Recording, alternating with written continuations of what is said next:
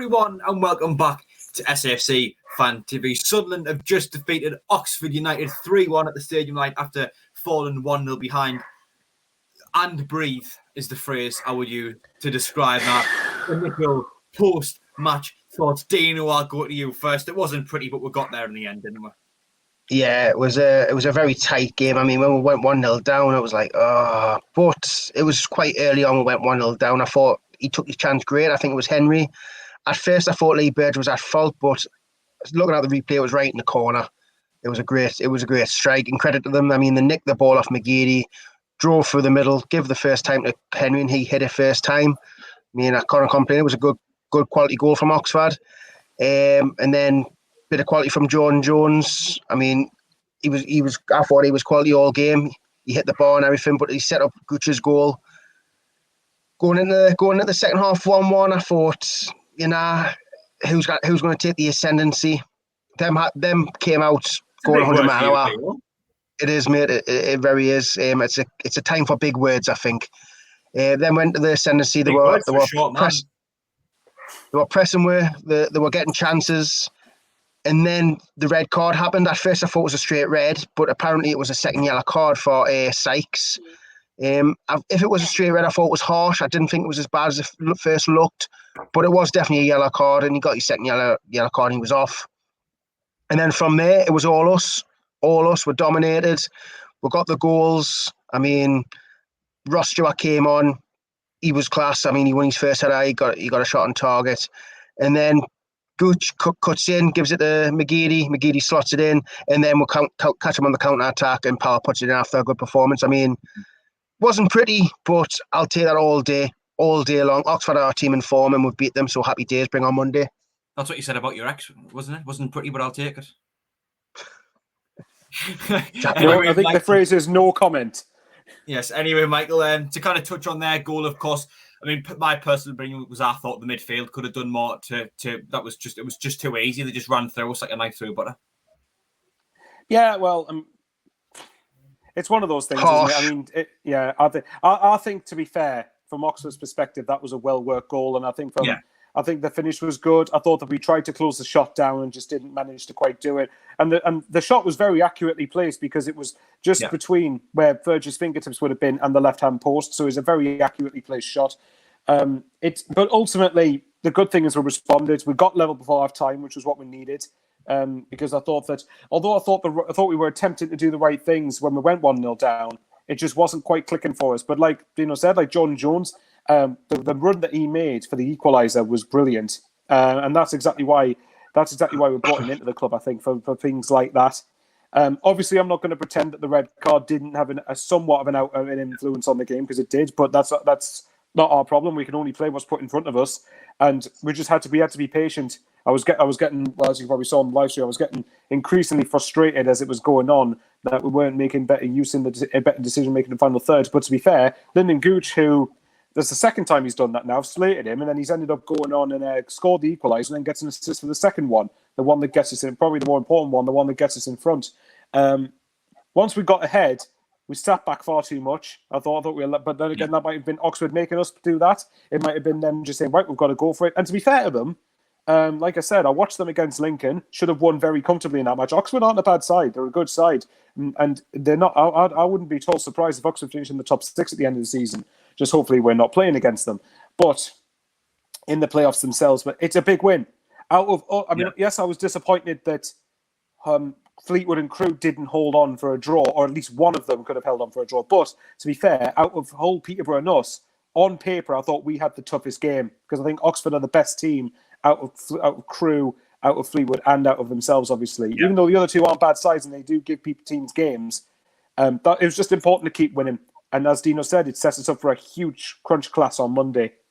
Yeah, the importance of Monday's game is absolutely insurmountable. Just to touch on our goals, of course, we've talked about Oxford's first goal, but our first goal came from a good bit of footwork from Jordan Jones out on the right-hand side, slid it in, and Lyndon Gooch was there to convert from close distance. The second goal, Lyndon Gooch did very well, cutting in from the right-hand side, great bit of footwork, slid it into Aidan McGeady, who was just kind of creeping up to the edge of the box in a very well-taken, low-driven finish into the bottom corner. And then the third goal was a counter-attack, really. Oxford were peppering us with their pressure, but we did well in the end. I think really to White. I think White intercepted a pass, kind of took the ball forward just a little bit, looked up, saw Power coming in from the left hand side, and I mean, Oxford had barely any players back, but I think Power did really well. He broke his neck really to get there, and he did well to convert, and he was there to take it just as Dino's gone out. Like, I'm sure he'll be coming back in just a moment. But if you got a man of the match for today, there's absolutely loads who I think you could probably give it to. I probably would still go with Jordan Jones. I did jokingly say on the live stream that you've got to give an argument for Gooch for that, but I think that's 2 actions he did in 90 minutes. But to be fair to them, they're 2 important actions because he got the equaliser and assisted the goal that got us ahead. But I think Jordan Jones, even if you take away the run that he made for the first goal, every time he was going forward, especially after Oxford went down to 10 men, they were hacking him. They were literally going at him to try and stop him from getting at them. And I could tell Oxford were terrified of him. Jordan Jones had them on toast. So for me, personally, I would go with Jordan Jones. Toast, I prefer beans. Okay, Jordan Jones were on beans on toast.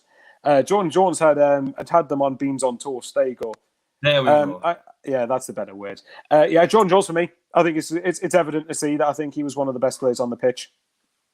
Yeah, I think the reason why Jones edges it just over Gooch for me comes down to the fact that, yes, Gooch had 2 brilliant, wonderful moments in the game. Moments that, got us the points in. If he didn't have them, what to say, we wouldn't be sat here saying we didn't win the game and we would have drawn instead, or maybe even lost. Because, of course, there were the first 2 goals. But to me, Jones consistently throughout the game was a threat. And in a game where we didn't really have much of a foothold, we really struggled, he was the man who was always that outlet, always that threat and always challenging. Dino, who gets your man of the match? Oh, he's got Michael Bauer's internet. Dino, you there? Anyway, Dino, you might want to leave us and come back again. I'm not sure where he's went. Can you hear us, by the way? Well, my internet just went funny. Yeah, now we can. Yeah, I can hear you. Now we can hear you. Dino, who gets your man of the match? Yeah. I'm here. Can you not hear us? Oh, God. Right. Yeah, we're saying who's your man of the match. Well, Michael, I think he's too far behind us. Dino, I'm not sure what's up with him, but until he comes back, Michael, we're just going to quickly touch on Oxford. I thought that they posed a real threat and they were very physical and they got in our faces today. So can you hear us now? Well, yes. Can you hear us? Hello? Dino, just come back in. Michael, just a word on Oxford. Okay, right, well, like I said, going into these, I said that Oxford, Peterborough, and Charlton are 3 huge games. They're 3 very tough games. Charlton obviously won at Donny today, and obviously we know Peterborough. As for Oxford, yes, like I said, they're a good side. They've got a bit of aggression about them. They've got a bit of pace. They're streetwise for the league. Carl Robinson's a very good manager at this level for me. You can tell he had them bang up for it, but that's the sort of thing. Yeah, but that's the sort of thing we've got to expect now. Every team is going to be really up for it playing us, and we should be used to it after 3 years down here. So they got into our faces. They made it difficult for us, as we knew they would. And irrespective of whether they went down to 10 men or not, that's still a big 3 points. And now, hopefully, it just sets us up nicely to have a good next couple of games, because Peterborough and Charlton will be tests, no doubt about it. Yeah, well, we were kind of talking about how, I think a lot of us were in agreement that 4 points is good enough from these next 2 games. But if we drew it today, we put ourselves in a really awkward position going into Monday. It will be not in our confidence, and we will have a lot of pressure going into what, in my opinion, probably the best side in the league, at the very least offensively, when it comes to scoring goals. No one has a larger threat than Peterborough, but we'll get into Peterborough. Of course, that's by the by. But I think a good way to sum it up was a hard-fought victory. We didn't start off very well. We grew into the game. There was a few things that played into that. The red card, I thought Ross Stewart, when he came on, we had a bit more of a threat. You could maybe, some people might even want to say Ledbetter as well, who kind of was able to control the game a little bit. But I think key moments won us the game today. Overall, the performance wasn't great as much as we did grow into it. We still weren't absolutely fantastic at any point. We're at the stage of the season where points and results matter over performances. Yes, obviously I want performances as well. But I think that any team at this stage of the season, when you're going for automatic promotion or fighting relegation, whatever it is, you've just got to get the results whatever way you can. And that'll never be more true in the next 2 games. We will not swashbuckle our way to beating Peterborough and Charlton, or if we did, I'd be very, very surprised. I would take 2 scrappy wins in those 2 games, whatever way you can, as long as we don't get any suspensions or get anyone else injured. So like I said, at this stage of the season, it's all about just keep on finding a way to win games. Here's what I'm actually. So right now, I mean, with Peterborough, it's a funny one because I would have been more inclined to accept a point had Clark Harris. I checked who scored. It was Clark Harris. All the more reason to watch him on Monday. If Fleetwood had drawn against Peterborough, I would have been more inclined to say I'd take a draw. And don't get me wrong, we absolutely cannot lose that game. Whatever happens, we cannot let Peterborough get ahead of us. Even with the games in hand, I don't want Peterborough to have a cushion over us. So, yeah, okay, I'll tell you what. If I was offered a point now, I would be disappointed not to go above the chance to go above them. But as long as we won our game in hand, it wouldn't be the end of the world if we drew at Peterborough. Yeah. I think, put it this way, I know we said 4 points out of these two. I think 4 points out of the next two, I think is okay. Peterborough and Charlton. I think if you get 4 points, whatever order they come in out of those two, then after that you've got games in hand and some more winnable. Yeah. Well, I wouldn't say more winnable, but on paper, easier fixtures, even though they're not going to be straightforward. Yeah. Anyway, Michael, we'll get into Peterborough and our remaining games going forward. But look, job done today. We got the result. Exactly. And we're out on the other side, but we've now got 9 cup finals remaining. Another 9 Very games quickly, to go. Who was your man of the match be for today? My man of the match, I'm going to give it to Jordan Jones. Did I not say that? If I didn't, anyway, Jordan Jones. Either way, if Dino comes back, all it says different. He's outnumbered now, so there you go. No, but I think he's just said that he's in network rubbish. But yeah, Jordan Jones gets me overall played much better. But yeah, 9 more cup finals to go already. Thank you to every single person who's watched us. Thank you to every single person who tuned into our live stream. It was great. Everyone who donated on the super chat. It is still free to comment, of course.